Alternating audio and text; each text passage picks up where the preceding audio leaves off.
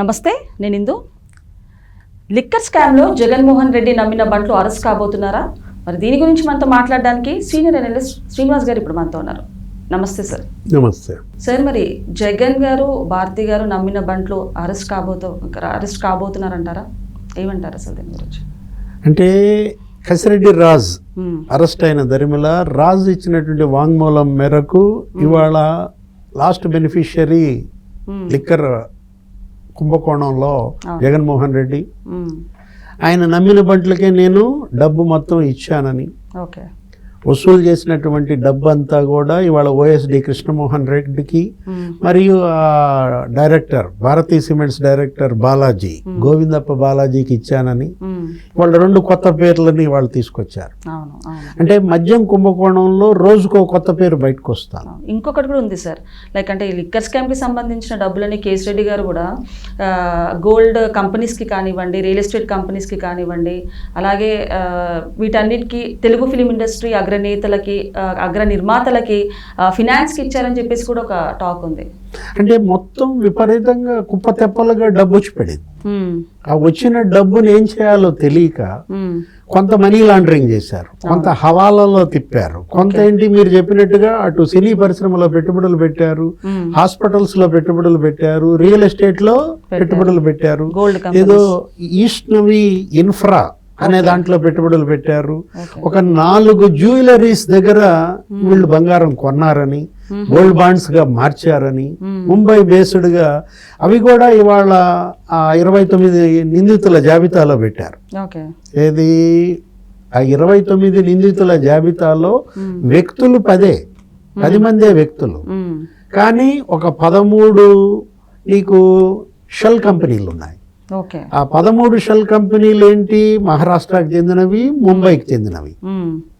గతంలో Jaganmohan Reddy quid pro quo 1.0లో వాళ్ళ నాన్న సీఎంగా ఉన్నప్పుడు రాజశేఖర్ రెడ్డి అప్పుడు 1,00,000 కోట్ల అవినీతికి పాల్పడ్డాడు. అప్పుడు కూడా మనీ లాండరింగ్ చేశాడు, 6 దేశాలకు అన్నారు. అప్పుడేంటి? సూట్ కేస్ కంపెనీలు ఎక్కడ? కోల్కత్తా బేస్. అంటే వెస్ట్ బెంగాల్, కోల్కత్తా బేస్ గా అప్పుడు సూట్ కేస్ కంపెనీల పేర్లు వస్తే, ఇప్పుడు ఈ క్విడ్ ప్రోకో 2.0 ఈ మద్యం కుంభకోణంలో నీకు ముంబై బేస్డ్ గా 13 నీకు షెల్ కంపెనీల పేర్లు వచ్చాయి. అదే కాదు, ఒక 4 జ్యువెలరీ షాపులు కూడా వచ్చాయి. అంతా ముంబై బేస్డే. 1000 కోట్లు అసలు గోల్డే కొన్నారని. ఏం చేశారు ఆ బంగారం అంతా? ఇప్పుడు ఒక సినిమా తీశాడన్నారు, అతనే స్టోరీ రైటర్ కూడా. ఎవరు? కసిరెడ్డి రాజశేఖర్ రెడ్డి. దానికి ఏమని ప్రొడక్షన్ నేమ్ పెట్టారు? ఈడీ ఎంటర్టైన్మెంట్స్ అన్నారు.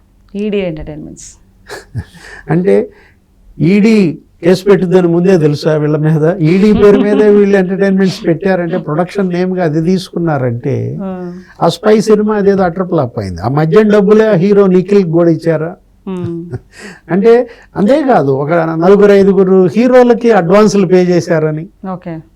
ఇప్పుడు అరెటా హాస్పిటల్స్ దానిపైన కూడా దాడులు జరిగాయి. వాళ్ళ భార్య డైరెక్టర్ అందులో దివ్యారెడ్డి డైరెక్టర్ గా ఉన్నటువంటి అరెటా హాస్పిటల్స్, అక్కడ ఉన్నటువంటి జితేందర్ రెడ్డి, డాక్టర్ జితేందర్ రెడ్డి, ఆయన యొక్క పెన్ డ్రైవ్ మరి హార్డ్ డిస్క్లు కూడా తీసుకున్నారన్నారు. అసలు ఎన్ని రియల్ ఎస్టేట్ కంపెనీల్లో వీళ్ళు పెట్టుబడులు పెట్టారు? అంటే నగదుని ఎన్ని రకాలుగా, ఎన్ని మార్గాల్లో వీళ్ళు మార్చారు.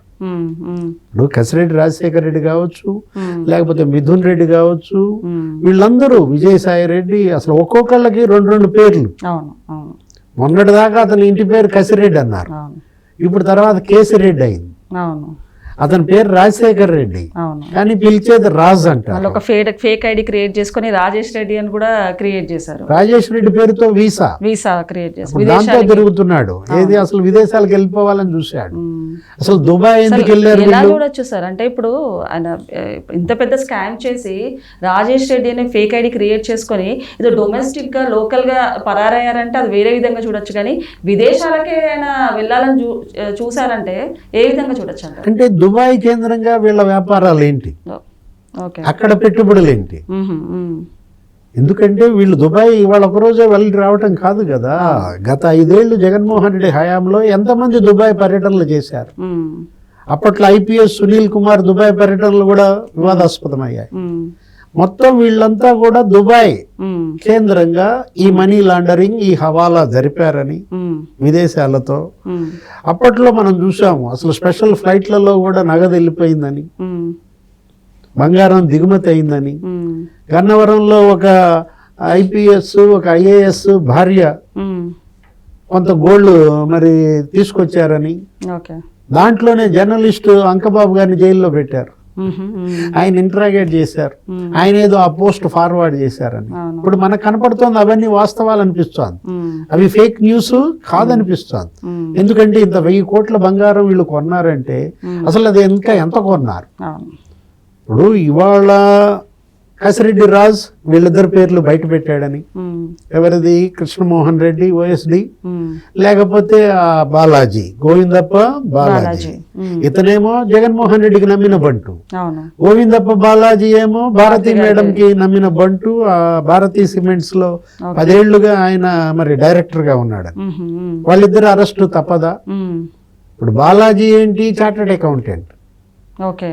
అతను ఐటీ నిపుణుడు. ఉమ్, విజయసాయి రెడ్డి మనం చార్టెడ్ అకౌంటెంట్ అంటే అతను మించున్నాడా బాలాజీ? ఉమ్, ఉమ్, ఇప్పుడు విజయసాయి రెడ్డిని మరి చెన్నై కౌన్సిల్ డిబార్ చేసింది. ఆయన చార్టెడ్ అకౌంటెంట్ కాదు, అసలు ఆయన డిగ్రీ రద్దు చేయమని కూడా కేసు వేసింది. దాని మీద ఏదో వివాదం కోర్టులో కూడా నడుస్తోంది. ఎంతమంది సీఏలు ఈ విధంగా జగన్మోహన్ రెడ్డి వాడుకున్నాడో మనకు అర్థం కావట్లేదు. ఇప్పుడు కొత్త పేరు బాలాజీ ఇది వచ్చింది. గోవిందప్ప బాలాజీ, కృష్ణమోహన్ రెడ్డి అరెస్ట్ అయితే అవును. మరి జగన్మోహన్ రెడ్డి మేడం కూడా అరెస్ట్ తప్పదా? అవును. ఇప్పుడు ఎందుకంటే లాస్ట్ బెనిఫిషియరీ వాళ్లే. అవును. ఈ డబ్బులన్నీ కూడా వాళ్ళకే ఇచ్చామని వీళ్ళందరూ చెబుతున్న నేపథ్యంలో ప్రతి ఒక్కడు 2-3 పేర్లు పెట్టుకున్నారు. ఇప్పుడు రాజు తోడల్లుడు ఉన్నాడు, అవినాష్ రెడ్డి అంట. Avinash Reddy alias Praveen, okay, alias Prakash, so alias Sumit, okay, ఇది చాణిక్య అలియాస్ ప్రకాష్, అవినాష్ రెడ్డి అలియాస్ సుమిత్. ఏంటి ఈ పేర్లు? ఒక్కొక్కడు 2 పేర్లు ఏంటి? అంటే వీళ్ళెంత ఇంటెలిజెంట్ క్రిమినల్స్ అనుకోవాలా? సాయిరెడ్డి చెప్పినట్టు విజయసాయి రెడ్డి అన్నాడు వీళ్ళని, ఏమని, ఇంటెలిజెంట్ క్రిమినల్స్ అని. అంటే ఆంధ్రప్రదేశ్ ఇలాంటి క్రిమినల్స్ అందరికీ అడ్డాగా మారినట్టుగా మనకు కనపడుతుంది. సో ఇప్పుడు లిక్కర్ స్కామ్ లో చూసుకుంటే A1గా అయితే రాజ్ కసిరెడ్డిని అయితే A1గా చెప్పారు. విజయసాయి రెడ్డి గారు, మిథున్ రెడ్డి గారు కూడా A1, A2, A3గా కూడా ఉన్నారు. కానీ ఫైనల్ గా కింగ్ మేకర్ జగనే దీనికి అంటే పట్టుబడతారంటారా, అరెస్ట్ కాబోతున్నారంటారా? అంటే తిరుపతి బేస్ గా డెకాట్ అనే ఒక కంపెనీ, లాజిస్టిక్స్ కంపెనీ, ఓకే, అదేంటి, అది మిథున్ రెడ్డి బినామీ కంపెనీగా. ఎందుకంటే గతంలో విజయసాయి రెడ్డి కూడా ఆరోపణలు చేశాడు. అవును, ఏది, నా ఇంట్లో సమావేశమైన మాట వాస్తవమే, మేము మద్యం పాలసీ మీద చర్చించిన మాట వాస్తవమే, కిక్ బ్యాక్ గురించి చర్చించలేదని మళ్ళా ఒక ముసుగేశాడు. మద్యం పాలసీ గురించి డిస్కస్ చేయాల్సింది ఐఏఎస్లు, excise commissioner, beverages corporation MD, distilleries breweries వాళ్ళు, ఎక్సైజ్ సెక్రటరీ. నువ్వేం పని? చార్టెడ్ అకౌంటెంట్ ఏం చేస్తాడు? లేకపోతే ఈ వసూళ్లు చేసేవాళ్ళు ఏం చేస్తారు? ఎంపీ ఏం చేస్తాడు? మీరంతా కూడా కిక్ బ్యాక్స్ కోసమే మీటింగ్ పెట్టుకున్నది వాస్తవం. ఇప్పుడు విజయసాయి రెడ్డి స్పష్టంగా చెప్పాడు, మేము వ్యాపారం చేసుకుంటాం అన్నారు, 100 కోట్లు ఇప్పించమన్నారు. నేను మా అరవిందో వీరచంద్రారెడ్డికి చెప్పి వీళ్ళకి ఇప్పించాను. ఎవరా ముగ్గురు? మిథున్ రెడ్డి, కసిరెడ్డి రాజ్, సజ్జల శ్రీధర్ రెడ్డి అని వాళ్ళ పేర్లు కూడా చెప్పాడు. ఆ కంపెనీ పేరు చెప్పాడు, డెకాట్ అని కూడా చెప్పాడు. అదేంటి, అదాన్ డిస్టిలరీస్ అని చెప్పాడు. అవునా, రిమాండ్ రిపోర్ట్ లో కూడా 29 నిందితుల పేర్లు కూడా ఆయన ఇవన్నీ ఉన్నాయి. ఏది, అదాన్ డిస్టిలరీస్ కూడా ఉంది అందులో. నిందితుల 29 మంది జాబితాలో ఇవాళ ఒక 4-5 డిస్టిలరీలు ఉన్నాయి, ఒక 13 షెల్ కంపెనీలు ఉన్నాయి, ఒక 4 జ్యువెలరీ కంపెనీలు ఉన్నాయి. ఈ కేసులో ఇవాళ జగన్మోహన్ రెడ్డి పీకల్లోతు కూరుకుపోయాడు. దీంట్లో నుంచి మాత్రం ఆయన బయటకు వచ్చే అవకాశం లేదు. నమ్మిన బంట్లు ఇద్దరు అరెస్ట్ అయితే ఇక యజమానుల అరెస్టు తప్పదు. ఓకే సార్, నమస్తే సార్. నమస్తే.